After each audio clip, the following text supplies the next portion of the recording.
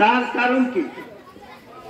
তার কারণ হলো জুলুম অত্যাচার আল্লাহ পছন্দ করে না। কোরআন শরীফের আয়াতে বলা হয়েছে, সূরা ইমরানে বলা হয়েছে পরিষ্কার, আমি রাজাকে রাজা বানাই, রাজা থেকে ছিনিয়ে নেই, সম্মানীকে অসম্মান করি এবং যারে ইজ্জত করি তাকে ইজ্জত দান করি। এগুলা কোরআন শরীফের সূরা ইমরানের 26 নম্বর আয়াতে উল্লেখ আছে। যারা মাওলানা সাহেব আছেন তারা দেখবেন। আমি এগুলো তর্জমা একটু দেখছি, এইটা আমি বলতেছি। আমি শেখ হাসিনার যে কাহিনীটা আমি অবজারভেশন করছি, আমি এটা একটু রিপেন্ট করছি, যে মনে মনে করছি তার এই অপরাধের কারণে এইভাবে সহজভাবে সে পলাই গেল কেন? তার তো টার্গেট ছিল 41 সাল পর্যন্ত। তাহলে এটা গলত কেন, কেন কেন এটা আমি রিসার্চ করছি। রিসার্চ করে আমি পাইয়া ওই সূরা ইমরানের জায়গাগুলি আপনি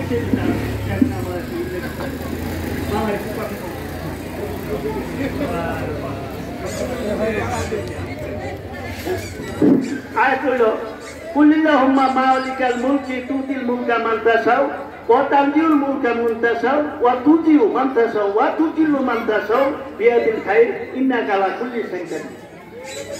আমি আয়াতটা পড়ছি, জানি আবার ভুল হইতে একদিন লিখে আছে। এটা বাংলা তর্জমা কি দেখেন, শেখ হাসিনা কেন গেল শুনে এটা নিতে উল্লেখ আছে। বলো এ সার্বভৌম শক্তির মালিক আল্লাহ, আল্লাহ বলেন না কেন? যাকে ইচ্ছা রাজ্য দান করো এবং যাকে তার থেকে রাজ্য কেড়ে নেও, কেড়ে নেনি,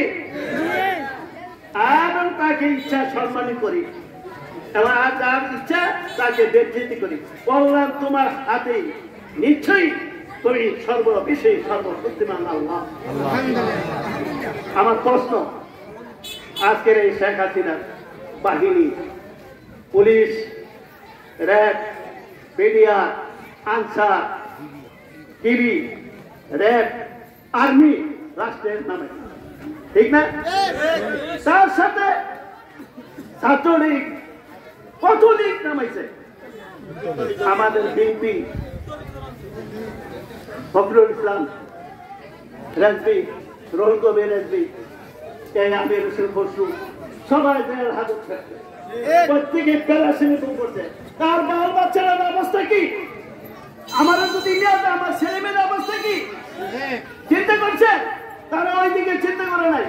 যার ক্ষমতা পেয়েছে সেটা আল্লাহ দান করে, আবার আল্লাহ দেখছেন কি বেরিয়ে কোন বাহিনীতে আল্লাহ কি কতগুলো ছেলে মেয়ে হিসেবে শুনেছে। আমার কথা আমরা আসবেন কি আল্লাহ রহমত দিচ্ছে, আমরা দেখছেন আল্লাহ রহমত যাবে, আল্লাহ রহমত যাওয়ার কোনো কথা নাই। আমি এই কথাই বলতে চাবো, আমাদের দুঃখ সুখ আমরা নিশ্চিত, নিপীড়িত, লাঞ্ছিত, বঞ্চিত, হয়রানি, গুম, কেস, মামলা। আমার ভক্ত আমার ওসি সাহেব ফোন দিছে আজকে বিশ্ববারের সাথে চেয়ারম্যান সাহেব সালাম আলাইকুম করতে বলছেন। আমি ওসি সাথে এই আগের ওসির আগে রাখছি সালামে দিচ্ছে। আমার সালামিটা তো সন্দেহ করে আমার 3টা ওসি আমার আর আমার মেয়ে করলাম, আমার ওসিটা সালাম দিচ্ছে। একটু চায়ের আপন আছে, আছে। আমি বলছি ঠিক আছে, আমি আসবো, আমি আগামী দিন আসবো। আগে আসবো ভাইয়া, এই রুহুল আমিন তার কাছে সেকেন্ড হয়েছে পাঠাইছে। বললো যে না, আপনার যে অভিযোগ দিচ্ছে আপনার এলাকার লোক, আপনি ওই নিল ই নিল, ওসি সাহেব সেটা গ্রহণ করে নেয়। এই জন্য আপনাকে ভালো জানে, এই জন্য আপনাকে একটা সহায়তা করার জন্য বলে দিচ্ছে। আমি আল্লাহর মধ্যে আমার যারা কর্মী ভাইরা আছেন এই গ্যাস মামলা খাইছে, এই যে বর্তমানে বিভিন্ন কারণে বিভিন্ন ইয়েতে আছে, এই যে তারা খাইছে। আমি মামলা আমাকে দেওয়ার জন্য 20,000 টাকা অফার করছেন, তার ওসির সাথে প্রকাশ্যে কথা উনি গ্রহণ করেন। আল্লাহর মতো আমি বাচ্চা আমাদের দেশ স্বাধীন হয়েছে না, স্বাধীন হলে নাচতে চলবে না, স্বাধীনকে রক্ষা করা কঠিন। স্বাধীন পাইছি ঠিক, এটাই এখানে কঠিন একটা দেশ অর্জন করা আমার আপনার মতো সহজ না, খুব কঠিন ব্যাপার। এই সংগ্রামী যেভাবে করছে এখন এইটার ফসল আছে। আমরা দ্বন্দ্ব চিন্তা ভাবনা কেউ হিংসা বিদ্বেষ থাকবো না। আমার ভাই উনিরা তারা বিজ্ঞ, তারা সিনিয়র নেতা, কিন্তু আমি কিন্তু সিনিয়র না, আমি কিন্তু ম্যান মিটিং কম যাই এনে, কিন্তু আমার কোনখানে মিটিং প্রোগ্রাম হলে জানালে আমার জানা আমি অবগত আছি। তবে আমি বলতে চাই আপনারা রাগ হইয়া বসে উঠতে পারবেন না, কারণ তাদের নেতা নাই, তাদের আমাদের তাদের নেতা নাই। আর আমরা বিএনপির নেতা আছে, কর্মী আছে, সংসদ আছে, সব আছে, ঠিক নেই?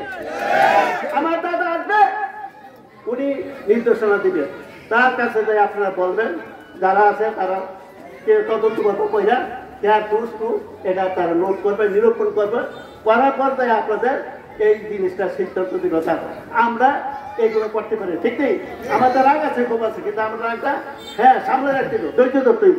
আমি অনুরোধ করবো সবাই আমরা নিজে হাতে আপনারা কোনো আইন তুলে দেবেন না, আইনের মধ্যে চলবে। তবে দাদার জন্য দোয়া করবেন, খালেদার জন্য দোয়া করবেন, তারিখের জন্য দোয়া করবেন, যারা শহীদ হয়েছে তাদের আক্রান্ত বাচ্চাদের জন্য সবার কাছে দোয়া করবেন। আজকের প্রোগ্রামে পৃথিবী ছুটি আপনারা সবাই আমাদের দেখবেন। আমি সবাইকে সবার মঙ্গল কামনা করে আমার এই ভক্তিবৃন্দিতে পৃথিবীতে ক্ষমা দৃষ্টি দেখবেন। আসসালামু আলাইকুম রহমতুল্লাহ।